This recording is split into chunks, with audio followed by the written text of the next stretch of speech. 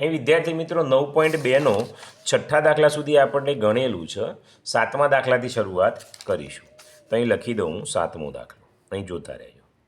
બહુ સરસ મજાનું સમજાવીશ. આગળના વિડીયો ન જોયા હોય તો જોઈ લેજો. 7 મીટર ત્રિજ્યાના આર કહેવાય. તો આર બરાબર 7 મીટર. 3 મીટર ઊંચાઈને એચ કહેવાય, એટલે 3 મીટર. હવે શું કહે છે? એક બંધ નળાકાર ટાંકી ધાતુના પતરામાંથી બનાવવામાં આવેલ છે. આ ટાંકીને બનાવવા માટે ધાતુનું કેટલું પતરું જોઈએ? તો નળાકાર ટાંકીની વાત છે, બરાબર. હવે ટાંકી કેવી હોય? આકૃતિ દોરું છું, બરાબર. આવી હોય અને આટલાથી બંધ હોય. આ રીતે આવી ટાંકી હોય તો શું શોધવું પડે? નળાકારનું કુલ પૃષ્ઠફળ શોધવું પડે. તો અહીં લખીએ નળાકારનું કુલ પૃષ્ઠફળ. તો 2πr કૌંસમાં આર વત્તા એચ. આ વિદ્યાર્થી મિત્રો સૂત્ર છે, એ તમારે યાદ રાખવું પડે. ગોખો તો ના આવડે, બરાબર છે. આવું લખી દઈએ કિંમતો. 2 પાઈની કિંમત ના આપી હોય તો આપણને ખબર છે 22/7. આર કેટલા છે? 7. કૌંસમાં આર કેટલા છે? 7 વત્તા એચ કેટલા છે? 3. આવું જોજો. 2 એમના એમ 22/7 એમના એમ 7 એમના એમ ગુણ્યા 7 ને 3 10. 7 ગયા 7 ગયા 22 દુ 44 અને આ મીંડું એટલે 440 મીટરનો વર્ગ. આટલું પતરું જોઈએ. શું માગ્યું છે? કેટલું પતરું જોઈએ? તો 440 મીટર સ્ક્વેર પતરું જોઈએ. આ આપણો વિદ્યાર્થી મિત્રો જવાબ આવી ગયો છે. ઓકે, એકદમ ઇઝી છે. હવે આગળ જોઈએ. ચલો, 7 થયા, પછી 8. શું કહે છે? 8મો દાખલો આમ સહેલો છે અને આમ થોડો ભારે છે. સમજીએ શું કહે છે. એક ખુલ્લા નળાકારની વક્ર સપાટીનું ક્ષેત્રફળ 4224 સેન્ટીમીટર છે. તો અહીં લખીએ નળાકારની વક્ર સપાટીનું ક્ષેત્રફળ બરાબર 4224 સેમીનો છે. નળાકારને તેની ઊંચાઈ તરફથી કાપીને 33 સેન્ટીમીટર પહોળાઈને આપણે શું કહીએ? અહીં બી કહીએ. લંબચોરસ આકારની સીટ બનાવવામાં આવી છે. હવે વિદ્યાર્થી મિત્રો શું કહે છે? આવું તમે ધ્યાનથી સાંભળો. એ ખુલ્લા નળાકાર, આવું નળાકાર છે. જો આકૃતિ પરીક્ષામાં ના દોરો તો ચાલે, તો તમને સમજાવવા માટે દોરું છું. નળાકારને તેની ઊંચાઈ તરફથી કાપીને આમાંથી લંબચોરસ બનાવવાનો. આને કાપી દેવાનો છે. અહીંથી કાપશો, બરાબર, એટલે આવો લંબચોરસ બનશે. તો આ લંબચોરસની શું શોધવાનું છે? લંબચોરસ સીટની પરિમિતિ શોધવાની છે. ઓકે, હવે વિદ્યાર્થી મિત્રો આપણને શું શોધવું પડે? પહેલાં એ આપણને ખબર પડવી જો અહીં શું કીધું છે? 33 સેન્ટીમીટર પહોળાઈ. એટલે પહોળાઈ કેટલી છે? આ 33. આ એટલે આપણને આ આપી દીધું છે. બી બરાબર કેટલું આપ્યું છે? લંબાઈ અને પહોળાઈ. તો 33 સેન્ટીમીટર થશે. તો આપણે લંબાઈ પહેલાં શોધવી પડશે, પછી પરિમિતિ શોધીશું. તો લંબાઈ શોધવી હોય તો કઈ રીતે શોધવી પડે? તો આ જે ક્ષેત્રફળ છે નળાકારની વક્ર સપાટીનું ક્ષેત્રફળ છે એ શું થશે વિદ્યાર્થી મિત્રો? નળાકારની વક્ર સપાટીનું ક્ષેત્રફળ એ આ લંબચોરસનું ક્ષેત્રફળ થશે. કારણ કે લંબચોરસ બનવાનો છે એટલે એમાંથી. ઓકે, તો આ કેટલું આપેલું છે? 4224. લંબચોરસનું એલ ગુણ્યા બી. તો 4224 એમાં એલ એમના એમ, બી કેટલો આપેલો છે? 33. તો 4224 ભાગ્યા 33 બરાબર એલ.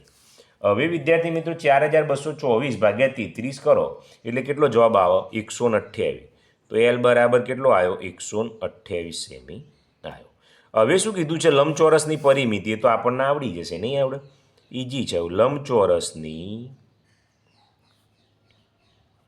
પરિમિતિ બરાબર 2 કૌંસમાં લંબાઈ વત્તા પહોળાઈ. તો 2 લંબાઈ કેટલી લાવે? 128. પહોળાઈ તો 33 આલી જતી આપણને. 2 એમના એમ 8 9 10 11નો એકડો વધી 1 3 4 5 અને 6 અને એકડો એમના એમ. 2 ગુણો એટલે 2 એકા 2 2 છંગ 12નો બગડો વધી 1 2 એકા 2 અને 1 3. તો 322. પરિમિતિ છે એટલે કોઈ વર્ગ કરવાનો નથી. 322 સેન્ટીમીટર એટલો જવાબ વિદ્યાર્થી મિત્રો આવશે. આમ ઇઝી છે કે નહીં, પણ થોડો આઈક્યુ તમારે દોડાવવો પડે, બાકી આવડે નહીં. ચલો 8 દાખલા પૂરા થયા. હવે 9મો લઈ લઈએ.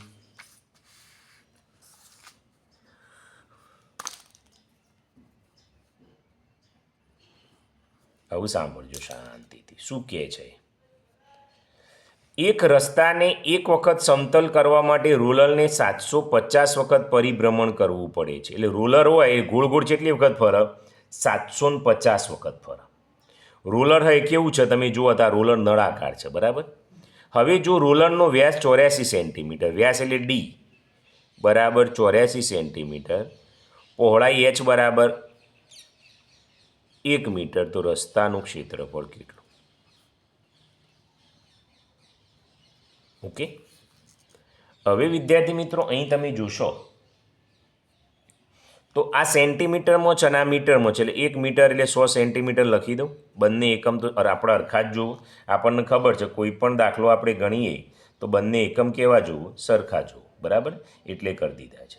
હવે અહીં જોઈએ વિદ્યાર્થી મિત્રો, અહીં ડી 84 તો વ્યાસના અડધા કેટલા થશે? 42 સેન્ટીમીટર. આપણે તો આરનું જ કામ આવશે. હવે નળાકારની વક્ર સપાટીનું ક્ષેત્રફળ શોધવું પડે, કારણ કે આ નળાકાર ફરે એટલે. તો અહીં આપણે લખીએ નળાકારની વક્ર સપાટીનું ક્ષેત્રફળ બરાબર આપણને ખબર છે 2πrh, તો 2 એમના એમ, પાઈની કિંમત 22/. હવે આર કેટલા આવશે? તો આર તો આપણે લાયા કેટલા? 42, અને એચ કેટલા લાયા? 100. તો 7 છંગ 42. 2 ગુણ્યા 22 ગુણ્યા 6 ગુણ્યા 6 કરો એટલે 264, અને આ 2 મીંડો. આ શું આવ્યું? એકમ છે સેન્ટીમીટર, તો ક્ષેત્રફળ છે એટલે સેન્ટીમીટરનો વર્ગ. હવે વિદ્યાર્થી મિત્રો આપણે જવાબ મીટરમાં લાવવો છે. રસ્તાનું ક્ષેત્રફળ કેટલું? તમારે પાછળ જવાબ આપ્યો છે મીટરમાં આપેલો છે, તો આને મીટર કરવા હોય તો કેટલા વડે ભાગવા પડે? વર્ગ છે એટલે 10,000 વડે ભાગો. મીટરનો વર્ગ તો 0 0 0 0 2 પોઈન્ટ કાપો એટલે 2.64 મીટરનો વર્ગ આવ્યો. હવે અહીં આપેલું છે જુઓ, એક ચક્કર પૂર્ણ કર બરાબર એટલે કેટલું અંતર કાપશે? 2.64. તો કેટલો વખત ભ્રમણ કરે? 750. એક ચક્કર પૂર્ણ થાય એટલે 2.64 મીટરનો વર્ગ અંતર કાપો, તો 750 ચક્કર મારે તો કેટલું?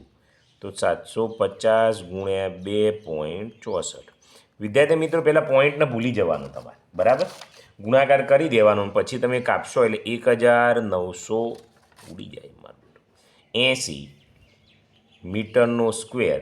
આટલું રસ્તાનું ક્ષેત્રફળ મળે. અહીં લખી દઉં રસ્તાનું ક્ષેત્રફળ. તો વિદ્યાર્થી મિત્રો આ રીતે તમારે થશે સાહેબ જાતે ગુણાકાર નહીં કરતા, આપણે ચલો ગણીને બતાવી દઈએ તમને. 264 ગુણ્યા, તો તમારે ટાઈમ ના બગડે એટલા માટે. 0 0 7 ચોક 28નો આઠડો વધી 2, 7 છંગ 42, 43 44નો ચોગડો વધી 4, 7 દુ 14, 15 16 17 18. આ મેળું 5 ચોક 20ની 0 વધી 2, 6 5 30 ને 2 32નો બગડો વધી 3, 5 દુ 10 ને 3 13. ચલો જુઓ 0 0 8 9 10ની 0 વધી 1, 4 5 6 7 ને 1 8, 8 ને 1 9 અને 1 79. એના 2 પોઈન્ટ આપણે કાપવાના એટલે 79 આવી ગયો જવાબ વિદ્યાર્થી મિત્રો. આ રીતે આપણે ગણવાનું છે. ઓકે, ચલો છેલ્લો દાખલો.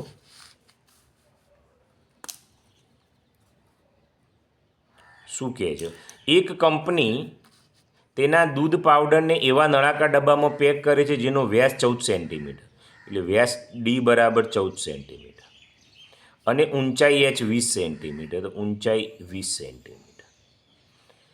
બાજુની આકૃતિમાં બતાવ્યા પ્રમાણે ડબ્બાની વક્ર સપાટી પર ફરતે લેબલ લગાવે છે. જો આ લેબલ નળાકારના શીર્ષ અને તળિયા બંનેથી 2 સેન્ટીમીટર દૂર ચોંટાડવામાં આવતું હોય તો લેબલનું ક્ષેત્રફળ શોધો.